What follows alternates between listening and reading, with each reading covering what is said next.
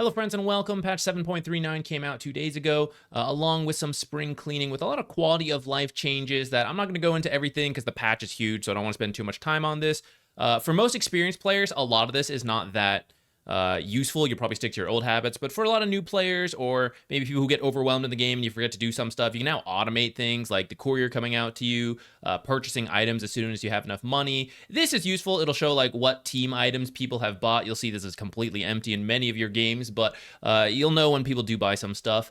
Most of this other stuff, nothing like too critical, but there is some nice stuff to like itemization. If you didn't know, like, you didn't know you had to control shift left click versus right click. Oh my god, right? Like now you can actually just right click some of this stuff and it's much easier for new players. Besides that, nothing too essential. Some communication changes with the pings. It's kind of nice. I like the heart. Some people really hate the sounds.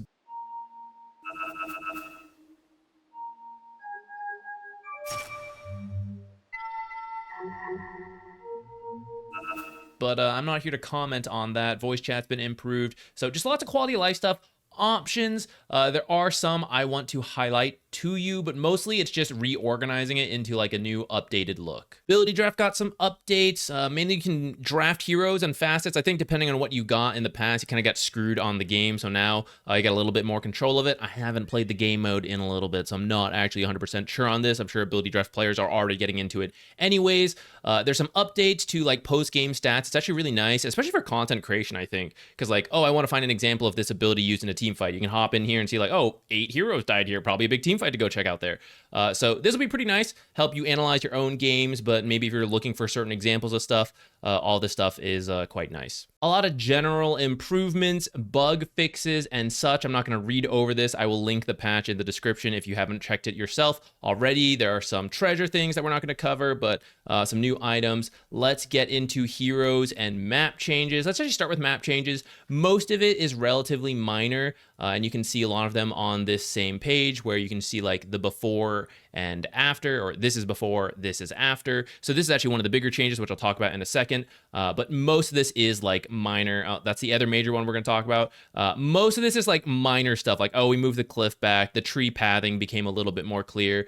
The lotus pool moved a little lower. So I'm not going to really talk about those, but I do want to talk about these first two. The first map change I want to talk about is this small camp. It's being moved up and the tree line has been shifted a little bit.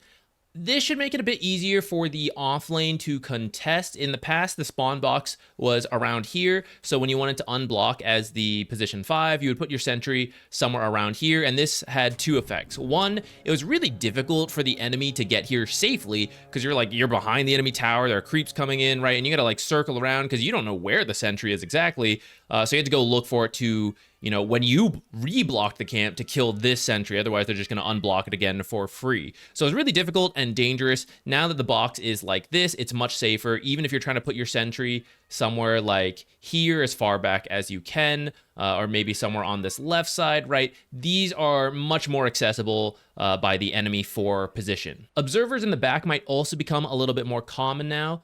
When the sentry, the spawn box was here, and then the unblocking sentry went somewhere over here, you'll notice it covers a lot of this area, which is where if you wanted to place a deep ward at the start of the game to see like behind the tower for like pudges and rotations, or like, oh, I plan to creep drag and kill couriers, it was really hard to place a sentry or an observer anywhere here because the sentry that unblocked the small camp covered so much of this, so then it had to be really far back. It's like, okay, you can see the couriers, but it doesn't really help you in the laning stage.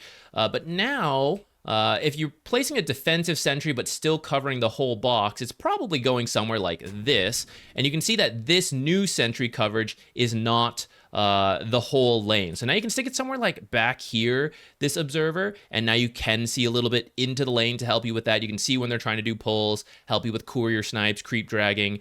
And if you go a little later into the game, like it's the end of the laning stage, you're thinking about sieging this tier 1 tower. In the past, again, you might put it here, but you didn't know, oh, maybe they had a sentry still alive and then they just kill your observer for free. But if you put it further down, it could still help you see to like the tower that you're pushing, but also see back here where the enemy carry might be farming.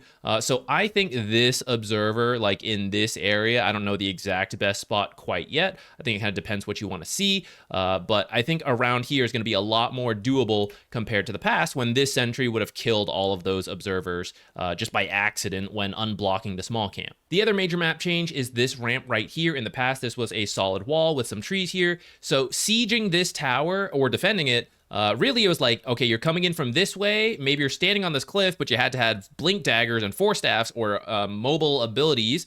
Otherwise, you had to like come from the front or come from this side. And if you were defending, you're probably from here, and maybe you're here. But if the fight like ends up around here, you better have a way to move up this cliff. So it was kind of limiting. This ramp gives more options to both sides, the defense and the offense, where this third angle is now a real thing. So be a little careful of some new wraparound angles when you're defending this tower. You might get surprised by people over here, but also be aware of a new observer ward. So in the past, let's say maybe a sentry on the cliff, kind of left these edges open. That's always been the case, but a lot of people would put sentries like this to help cover this top ramp and this bottom ramp. You know, sometimes it goes a little higher up. You know, let's just put it down something like this. And then because of that, you know, maybe, oh, I don't really want to put it here. Oh, I don't want to put it here. But like everything here is covered naturally. Now you can put an observer a little further down, and I think this is going to be pretty good in terms of seeing people leave the base. So I'm imagining this is like mid to late game where you're starting to maybe siege this tier 2, but also potentially just trap them, the Radiant, in their base. But then like there's only so many wards you can put in this area that don't get dewarded by all the basic sentries. But now this one is also an option. You'll see people leave the mid ramp, see a little bit to the side, and see people like approach this triangle area, especially if they're coming like this way. And it's not going to be covered by like these basic sentries. So maybe sentry coverage will now shift. Like some people will start putting sentries lower here to check this area, while then having another sentry cover this area. But for now, I do think observers in this area will be pretty good in that later game situation. Could be useful for the Radiant as well when they're defending versus the Dire sieging, right? Anything up here always got dewarded. Anything in the lane frequently got dewarded because people are putting sentries like this. So really around here was your only other option before, but sentries went here all the time to catch this cliff and to see observers in this area. So I think this is now another option for the Radiant defending this high ground push to kind of like see the backline supports over here and either wrap around or just know what you're getting into. This area is something else I want to talk about real quick. This got a little bit wider with some of the stuff they did. They like moved this ledge in a little bit too, but this sentry, a lot of people are going to default to moving a little bit on the right side because of this ramp edge and this. Like the Dire will often like stand here and then drop an observer like on the ledge, something like this, or something over here after doing some rune stuff. So observers over here are really common, and so many people tend to put the sentry a little bit on the right side. If you are going to put it on this side, I really recommend as far to the right as possible. So something like this is at the very edge. You can maybe even place it from like in those trees, but as long as you're placing it without getting noticed from the low ground. So like if this watcher's captured, it won't even see you because this watcher like sees up to here. So you can place it from like the low ground. And if you place it here, it's going to give the best shot that if they put the sentry more in the middle, they may not catch this area because it's not, I think to some people, it's not super clear. This foliage looks like it's kind of blocking this area, and the old map, it wasn't like fully possible to put some stuff here, but this is doable and the vision is great. So this observer is good. And then on the exact left side, it's not super obvious, but see this tree right here, a little bit up and to the left, this observer is also quite good. And the nice thing about this one is that sentries that go like right here in the middle, you'll notice, don't quite cover that edge when you're covering this full right side, especially if you're moving it lower. But even if you're doing it like right here and you're trying to cover this top right and you're trying to cover like, oh, people put it over here sometimes too, which is true. But if you put it like way to the left where I have it, like up and to the left of this tree, it is just out of sight. So I think that's going to be another good observer for you guys to start using in your pub games. And it's behind the tree, right? Look how hidden that is. Like a lot of people are going to miss it, even if the sentry is there, if they're not paying attention. They reworked the way the settings are laid out. That's fine. It's mostly cosmetic if you're lost on this new format. They actually put a search bar up here, which I think is really nice. But something I want to highlight is that there are actually a couple new options, at least they're new to me, I never noticed before. For example, Death Summary is now a thing that's actually going to be more useful for casters than players, but this one, Alternative Cast Switch, is a new setting as far as I know, and it is control by default. You can bind it to a new hotkey. The way this works is that some abilities like Monkey King's Q with Shard acts differently. This is the regular cast. When you pick up the Shard, it now does something different. There's a couple abilities like this in the game, but the way you have to change the performance is by activating it. This like self-cast, you can either do it by hotkey or you like right-click the ability with your mouse. But now, depending on that setting you activate, or even if you don't have it activated, control by default, you see it's changing the icon. So when I press Control Q, I automatically move over like this. For those of you that play any of the heroes that has that, I think that's actually a really nice setting to have that I think we didn't have before, but I'm not fully sure. That's very easily missed. I didn't, maybe it's in the general fixes, that whole essay, and I just missed it. But I wanted to highlight that because I think that's a good one. There's a couple others that aren't critical. I'll probably talk about it in a future video. Just kidding. There is one more I did want to talk about and I almost forgot. Structures require hold/cancel to stop. So this works on Watchers, Outposts, and Twin Gates. So I just realized that says Outpots. Hilarious. The way this works is that it was very easy to misclick these things in Teamfight, or you start capturing this and you don't realize you click it and you're like, why isn't my hero doing anything? And they're like, I'm channeling, you know, and then you have to stop and like do stuff and you've lost the fight already because you didn't BKB because you were channeling this. So now if you turn that setting off, when you do this, you just immediately stop it. And that's different from if you had that setting on for channels and teleports, right? You could right click and it wouldn't cancel it unless you pressed stop. So it's totally up to you if you want that setting on or off, but I hated it because of the misclick. I would actually prefer if channeling was an intentional like attack command as opposed to just a right click by chance. But I like this setting. Do be careful though. The Twin Gates are part of this, which I got used to not having, and I would do things like do this and then like, okay, I'm gonna move here once the Twin Gate like finishes going, and then like, oops, like I canceled it and I wasted mana doing it. I have a cheats on, so it doesn't look like it right now. So you're gonna have to like shift Q now, but small price to pay. I like this change. I just want you guys to be aware that it is now an option for you guys. Let's get into actual game changes now. We'll try to go fast because there's a lot. Tormentor, it's gonna spawn 5 minutes later instead of 15. It's gonna spawn at 20 minutes, so it'll be in the top part of the map unless Night Rain, and then it's on the bottom right.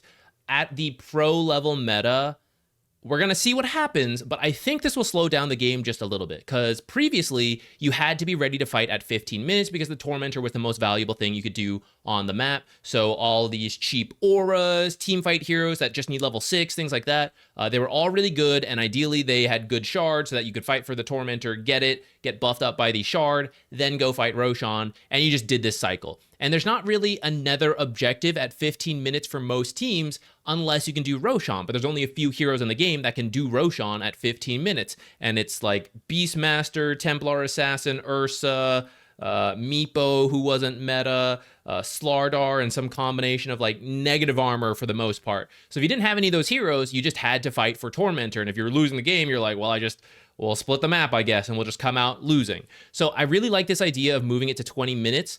Even if you don't have a draft designed to do Roshan early, by 20 minutes, it's mostly doable by a good amount of drafts. I'm not going to say every draft, but a good amount. And that means if you aren't in Tormentor position, you could choose to do Roshan instead. So it's like a little bit of a trade, and there's like 2 viable objectives at a time, and now teams are going to have to think about that. Do we play for this one? Do we play for that one? Do we want both? How do we get both?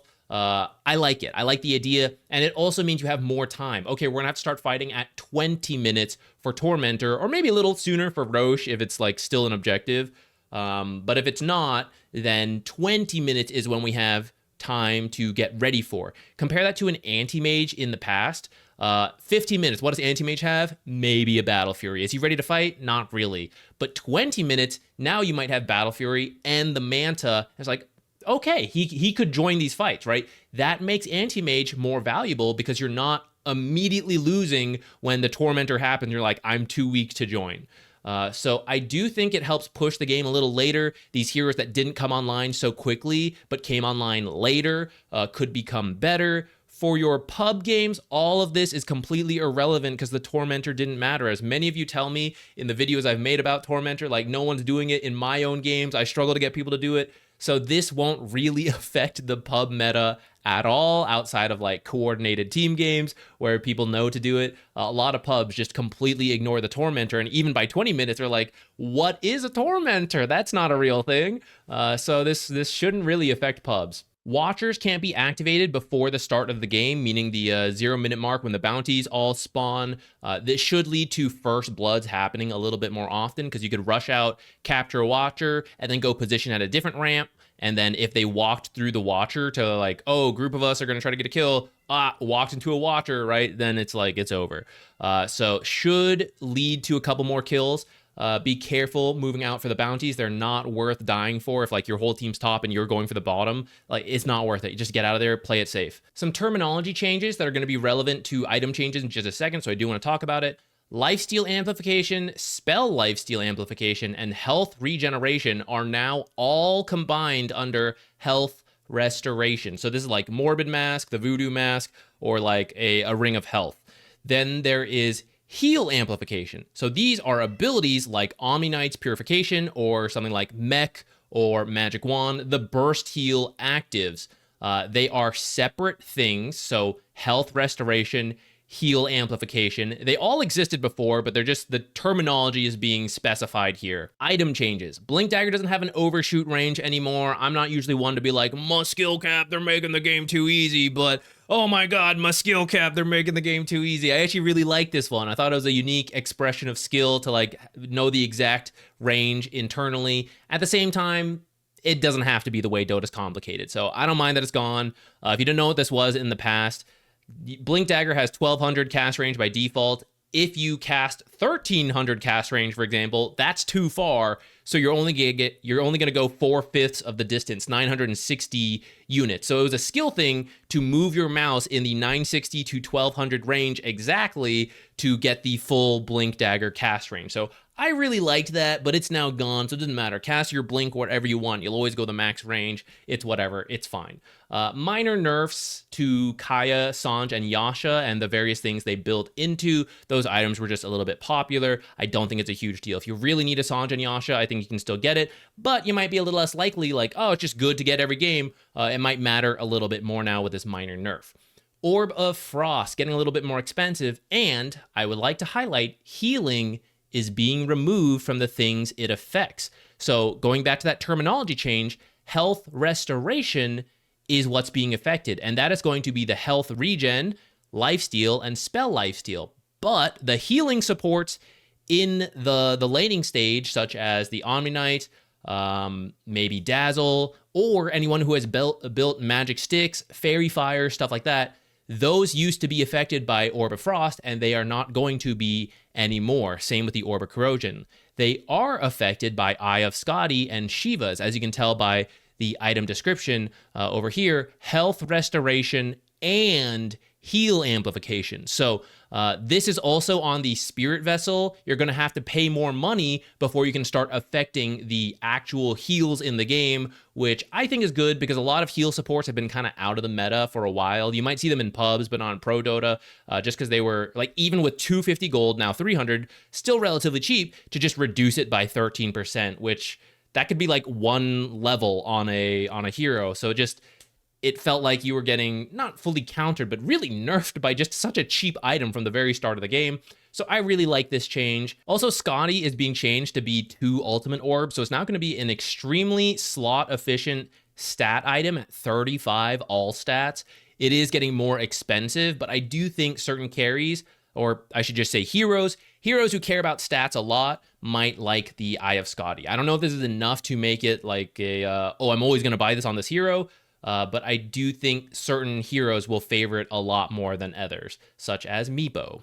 Some small changes for a lot of these things. I think this is a slight buff to the Helm of the Dominator because it's easier to build up to. Glimmer Cape being changed a little bit, technically a nerf to your own magic resistance when you buy it, but the barrier is going up. So I think when you use it on yourself or use it on allies, it's going to bounce out, if not be better for allies. They're nerfing Holy Locket. I actually don't like this. I feel like Tinker and Keeper of the Light were the two biggest issues with this item, but it was more related to the heroes than the item. It wasn't like, oh no, Treant Protector's out there with Holy Locket, it's busted, right? Like, that wasn't happening. It was really those two heroes, so I don't really think it needed a nerf, but it is getting a nerf. So be aware of that. If you played healing supports, you might not really want to buy this item as much, because 15%, I don't love it. We'll have to play a little bit more to feel out exactly what it does, but rather than buy Holy Locket, it's probably better to buy things that boost the resistances to increase the effective heals. For example, a Solar Crest. Give the guy more armor so that your flat amount of heal is worth more versus physical damage compared to just healing more. When it comes to the cost of Holy Locket for what it offers now. Atos was really popular, but is going to cost twice the amount of mana from 50 to 100 while giving slightly less intelligence. Some heroes, especially intelligence heroes, it'll be fine, but this was popular on like all sorts of supports and even some cores, and it's going to be more painful for them. So we should see this item drop off a little bit, and maybe we'll see more urns instead, because urn is having the recipe change from Fluffy Hat to Circlet. I think this is way better because you can start with Circlet in the laning stage to get stats in the same way people fill their stats or fill their slots with Iron Branches. Circlet was just good for right-clicking, for tanking up, for getting mana, health, whatever, everything, because it's stats. And now it builds into the urn. Fluffy Hat just didn't really fit that. So you can get the urn now, I would say a minute to 2 minutes sooner on supports. With this item change, along with the fact that it's slightly cheaper, and that is just generally good for the item, which then continues on in the Spirit Vessel, now requiring a Diadem instead of Vitality Booster. Neutral items, they're shifting out some of the most popular or just you're done. It's time to move on items to get in new stuff. So these items are out. Chipped Vest is back. It's like a mini blade mail if you never had this. Dormant Curio is being added in. It's a new one. The way this works is that it does nothing when you pick it up. You still get to pick an enchantment like health or +1 mana regen. And then when you pick your tier 2 neutral, like say you take the Searing Signet, it gets boosted. So instead of the 72 damage, it goes up to 93.6. This applies for every tier 2 neutral, but you can choose to keep your Dormant Curio if you don't like any of your tier 2 options and go to the tier 3, and that applies then to the tier 4 and then even to the tier 5 if you want to hold it that long. I don't think it's going to be worth holding on this late. I think if you get unlucky and you keep having terrible options, then you might, but for the most part, I think a lot of people are going to take it in tier 2, maybe tier 3. Other new items, Kobold Cup is like a drum boost to move speed. If you read the description in the webpage, it said 10, and that sounded terrible. 10 move speed for 40 mana and 40 seconds. No, it is 10%, which at the start of the game, you have like 270 to 330 move speed, somewhere in that range. So it's like 30 move speed, give or take a little bit. That's a lot. So it's going to be really good for chasing early game kills. I think it's going to be quite nice. Sister Shroud is like evasion. I think this is a really cool concept. I don't know how good it is, but I think it'll be good versus physical damage heroes, especially people who hit pretty hard, like Templar Assassin. You'll be able to get a guaranteed dodge when you drop below 50%, and then it's going to cut that evasion chance from 200 down to like 50, and then lower and lower, so that you're likely to get hit, but you might also live. And then if you get a kill or get killed, it resets. So cool idea. I don't actually know how good it's going to be. I'm currently a Dormant Curio and Kobold Cup enjoyer, so I haven't really tried Sister Shroud yet. For tier 2s, nothing too crazy here. Some of the best items are being taken out. Mana Draft is being moved to tier 2, which I think is fair because the item was really good. Poor Man's Shield is back. It's like a mini Vanguard for those of you that haven't seen it. Searing Signet with Dormant Curio, by the way, I think is really solid. Boost the farming speed for quite a lot of heroes. That's the combo I'm seeing a lot. For tier 3s, Nemesis and Ninja are out. GD Pollen Bag is in. Think of it like a little Shiva's, which it does. It reduces health restoration by 20%. That is heal regeneration, health regeneration, spell lifesteal, and lifesteal. Reminder, and it also does max HP as damage over time. This ability lasts for 12 seconds, so it's 12%, so 1% every second. It's a 45-second cooldown.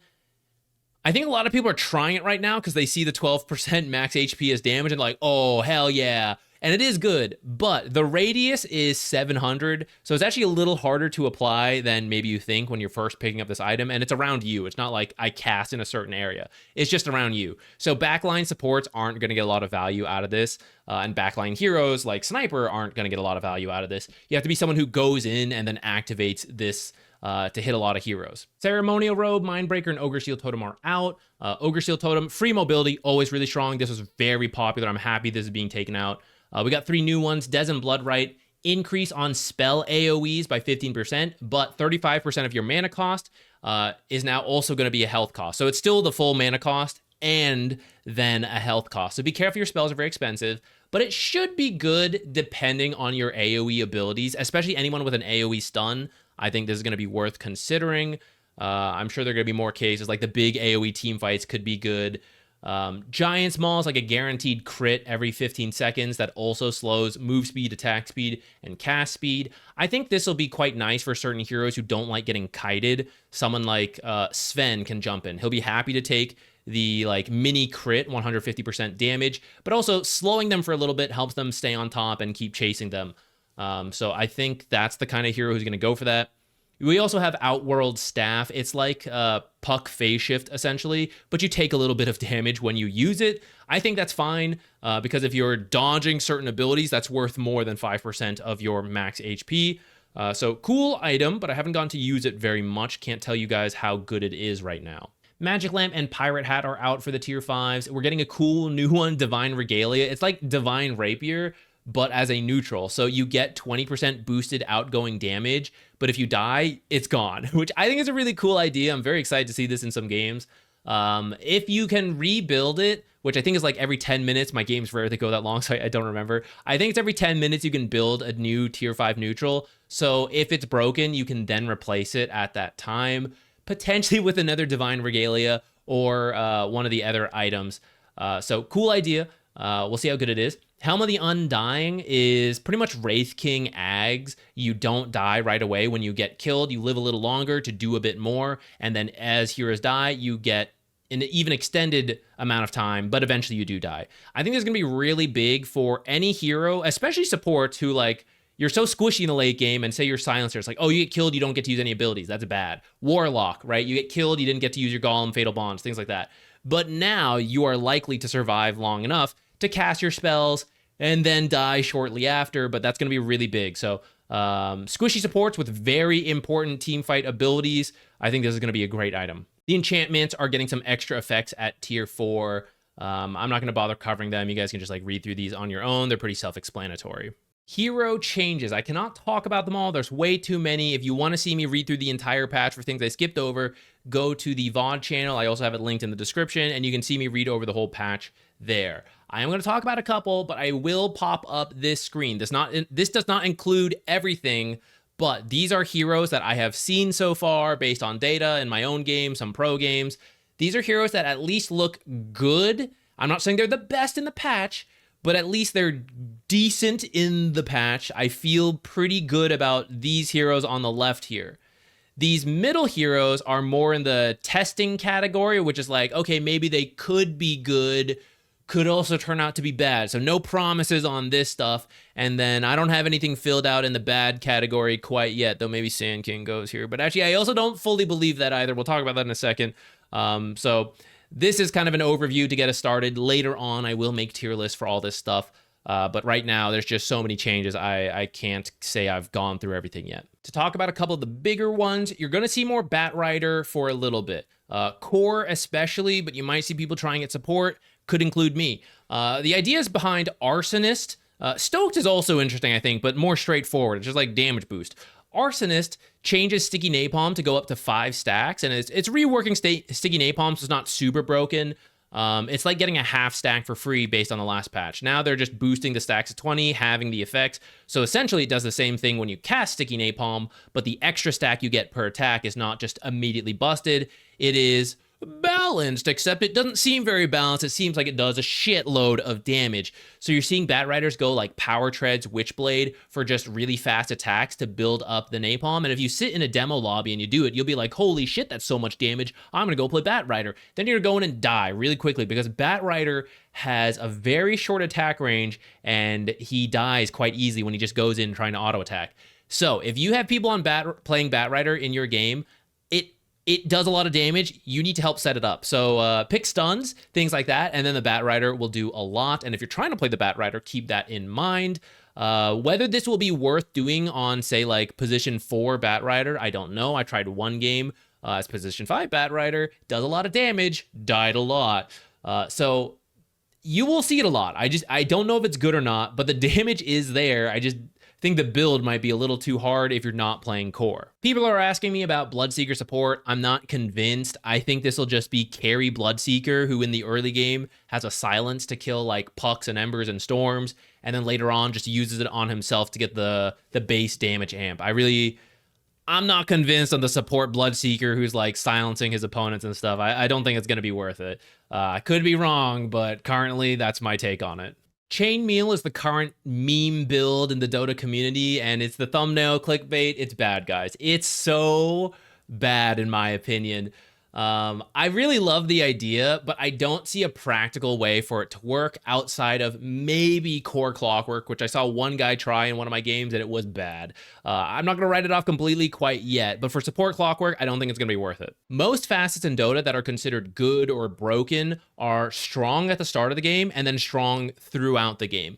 That's why Clockwork's expanded armature is considered his best facet, because it improved his laning stage immediately from level 1, maybe level 2 if you're taking Q first. But as soon as you had it near the start of the game, you had way better catch even without having your level 6, so you could actually get kills, things like that. That is part of the reason that Hookup, his other facet, was not considered very good, because you had to play like old Clockwork, who struggled in the lane with a tiny regular old power cogs, and Hookup only came into play at level 6, which is around the 10-minute mark. If you are trying to use Chainmail, when does Chainmail become an actual facet? Let's go for a very bare bones build here. Let's say you're getting boots, we're gonna get tranquils, wand is a great item, right? Let's say that, we're gonna carry observers and sentries, we're good support, there's an invis hero, probably a Ricky in our game. We can backpack things like smoke, so we're not gonna count those. So we have 2 more slots to fill. Let's say we're buying 1 utility item and we're like, okay, 4 staff is needed this game, so I'm gonna buy that.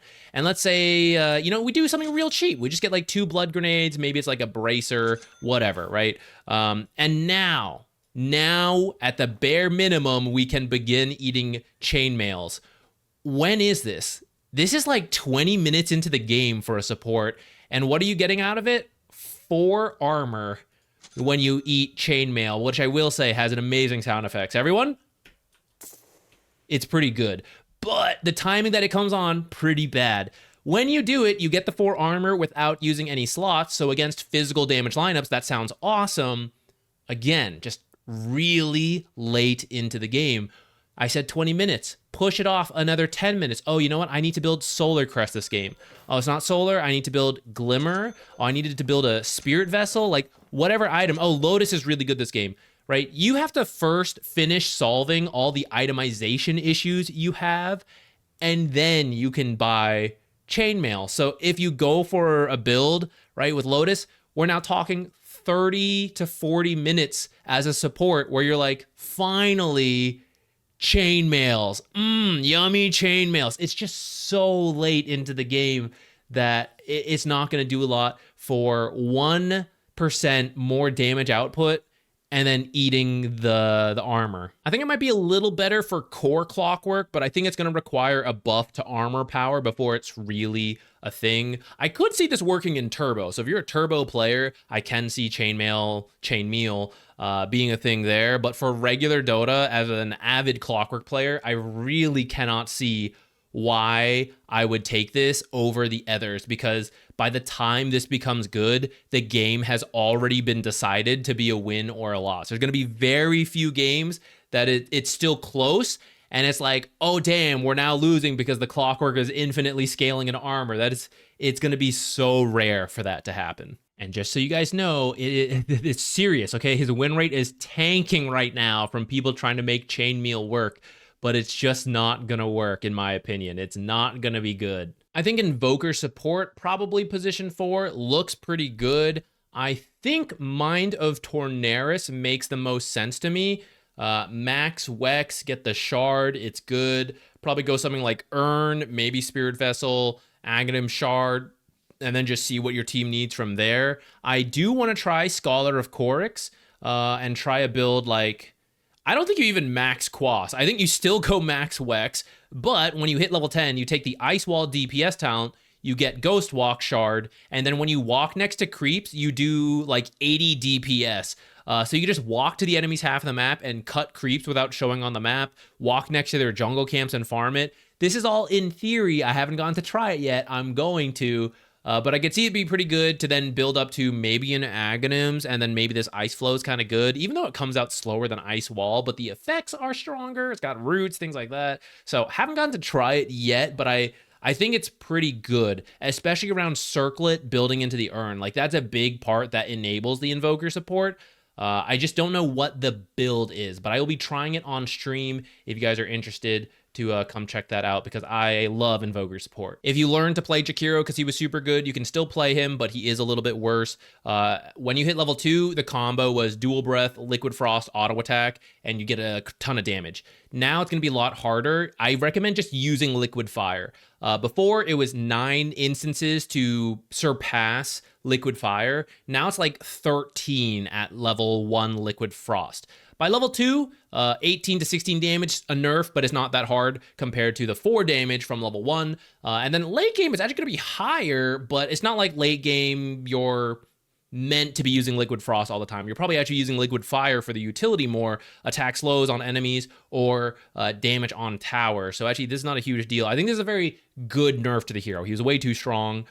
This, even with the Macro Pirate nerf, which is a little sad, but, you know, it's fine. He was very strong. I still think he's going to be a solid hero, like A to B tier. Kaz got a whole essay of changes. Most people think it's bad right now. It really could be, but I would just like to remind you guys that anytime there's a massive change, a hero's old playstyle might be dead, but there could be a new playstyle where it's actually busted. So give it some time. If you see people playing Kez or other heroes that you think are bad, don't completely write it off right now, because it may just take some time to figure out a new build. But it might be bad. I don't know. I haven't gotten to play Kez lately. The changes don't inspire me to try Kez support. I want to, but like, I don't actually think it's good. Frostbound is being removed on Lich, and this is what brought him into being a hero at all in the meta. So this is really sad to be lost. Except that he's getting it for free, so now it's awesome. So you can now pick Evil Eye or the other facet, I think Growing Cold, something like that. That's the one I would take. It seems better than this Evil Eye facet, but the fact that you're getting Frostbound for free is huge for Lich in pub games. So I would just go the other facet, play Lich the exact same way, and he's just stronger than he was before. Ice Spire technically got nerfed a little bit, but I don't think it's that big of a deal. Nature's Prophet was absolutely broken for a while, all around Ironwood Tree and Facet, and it's finally being removed because he's gonna get it for free. I'm just kidding, guys. It's removed, fully removed. He's got one new facet and one slightly changed facet. Soothing Saplings, I think this is a much better approach to it. The old Saplings was bad because, like, I want to use Sprout on my enemies and then I'm not getting healed. So, like, what is the point? If I have to use it on myself, they just walk away from me and I don't get any of the damage. So it was really bad. But now you use it and all the trees in the 1200 AoE get enchanted, and every enchanted tree gives a 175 radius, which heals. So I think that is much easier to play with compared to the old one. I think 175 is still a little restrictive, and I'd love to see this buffed a bit, but it might just take some time to get used to and like position yourself around properly, which is probably good to do anyways with your innate ability. And I think the healing is actually quite strong. I still need to work out the best build for it. A lot of people are currently going Urn, Spirit Vessel, maybe the Shard, like an old Damage Nature's Prophet build, me included, because of the Urn changes, but I don't actually know if that's going to be the best, or just play like a heal support with auras like Glimmer and Solar and stuff like that. But I do think Nature support is going to be viable like this, very similar to a Tinker showing up around the map and healing. Nature's Prophet seems like a meme to me. I love the idea, but in practice, I think collecting the gold is actually quite hard. The way this works is that every time you get a kill, six gold bags in total will spawn over 3 seconds.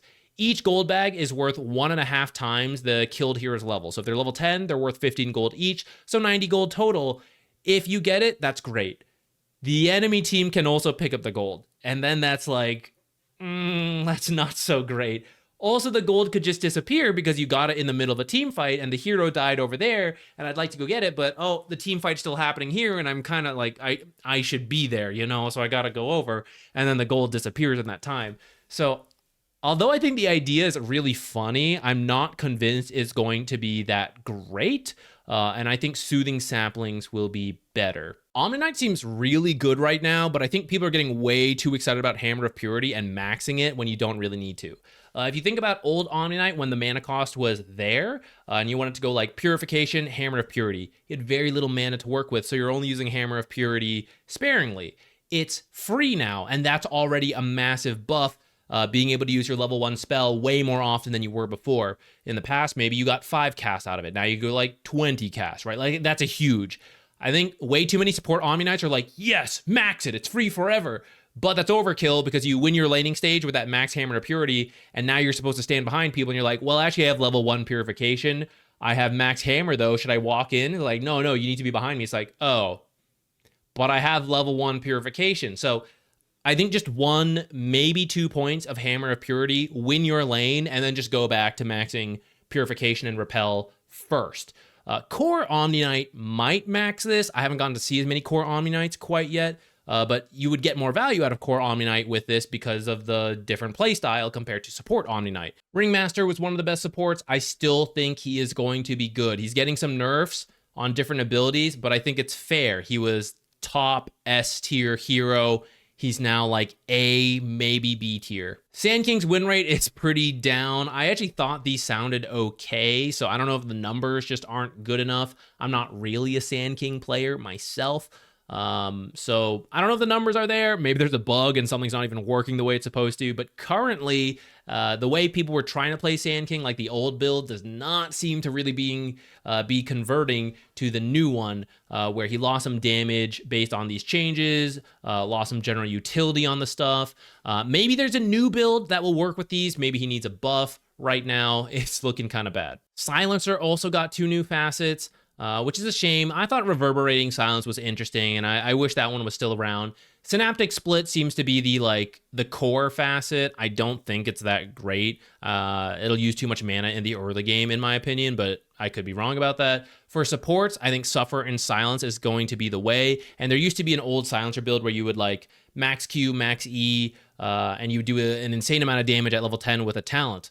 I haven't gone to test this myself yet in games, but if this damage amp is enough where when you go that QE build, take the 10 talent, and then you have like at that point 15% more damage to silence targets, and you're just doing insane damage at that point, it could be good. But if it's not enough damage, then this is not going to be that great, and you lost a lot of utility on the Reverberating Silence having the doubles, so it's going to be quite painful to Silencer. Also, at the pro level Dota, for those of you wondering about that, I think the Tormentor being pushed off is also going to hurt Silencer, because Global was like, we win the Tormentor fight, so we get it. Now, all the way till 20 minutes, there's going to be more ways to deal with the silence, and you only have to deal with it once because Reverberating Silence is gone. So I expect to see him drop off a bunch at pro level Dota. Spirit Breaker's Planar Pocket is being reworked a little bit, and I think this is really creative. If you use it on allies, it is actually still the same as it used to be, which is just like redirects the stun from your target, your ally carry pushing the tower to now yourself. That's the same, but you can actually now use it on enemies. So for example, your team is killing the enemy Phantom Assassin, and the Dazzle on that team is about to grave the PA. You can use Planar Pocket on Phantom Assassin, and now you get graved instead of the Phantom Assassin. So it's like this anti-save, anti-buff item in these key moments, and I think that's really cool. It is on the Aghanim Scepter, so I don't know if it's something you can rush right away. It's similar to Lotus and Lincoln's, which is like maybe get a couple items first, and then as you get to the mid-late game where that one key fight where you redirect a couple major spells, like wins you the game, I could see Ags being purchased at that point. but I think the idea is really cool, and I'm excited to see it in action. Tinker got some nerfs, and I think it's very deserved. I would argue he was the best hard support in the game on the last patch, if not that, at least the top 3. So I think it's very well deserved to get nerfs. This, in combination with Holy Locket, hurt his team impact a lot. I still think he looks kind of okay, though. Again, from S tier down to A or B tier. So still think he's quite relevant if you want to play Tinker. Venomancer's win rate went up a lot because they killed Veno Jungle. Plague Carrier, no longer can you use it on yourself. No longer does it have charges. I want to be clear, I think Veno Jungle was a completely legitimate strategy, but very similar to IO or Keeper of the Light in pubs is that you needed multiple teammates to know how to make it work. The offlaner working alone, the teammates who need to play with your timing, stuff like that. A lot of people just used it to grief, but I do genuinely believe it was a good strategy. Whatever, it's dead. Plague Carrier is now going to give Septic Shock to your Plague Wards right away, and when you use Venomous Gale on them, they will spawn 2 Plague Wards, and then the HP is being buffed on Plague Wards in general, and the gold bounty going down in the early game. I need to do a little bit more build testing with Venomancer, but I do think this facet is good. Venomancer is going to be good. Just going something like QW into max E, maybe just 1 or 2 points in E, and then go back for the Poison Sting. Again, I'm not sure on the exact build, but he likes the urn change. I think Orb of Frost might still be worth buying on him because, like, you'll get the Septic Shock value, and so will your Plague Wards. So, like, I don't know the exact build, but I do think the hero looks viable. Witch Doctor with Malpractice seems pretty good in pub games. He's already great for pub games, but now there's like a corpse explosion, essentially. When you have a Maledict target die, the next burst, 75% of it, will just proc to everything in 800 units. So when you're already getting the Maledict Ags ultimate kill, guess what? Now it'll be even more. I know I skipped a lot of heroes, but I tried to talk about the ones with the biggest changes or the people that I had gotten the most questions about. Let me know if you think I missed someone significant. I will make tier lists as I play more, get more data, watch more tournament stuff come in, blah, blah, blah. So keep an eye out for that, where I will then talk about all the different heroes and how they were affected by the patch. If you want my first impressions, it is in the VOD, but that VOD was like 6 hours because the patch was really long, and I'm trying to make this a little bit shorter, and that's why we didn't talk about all the heroes. Thank you for watching. I'll see you in another video with more patch info as we play more.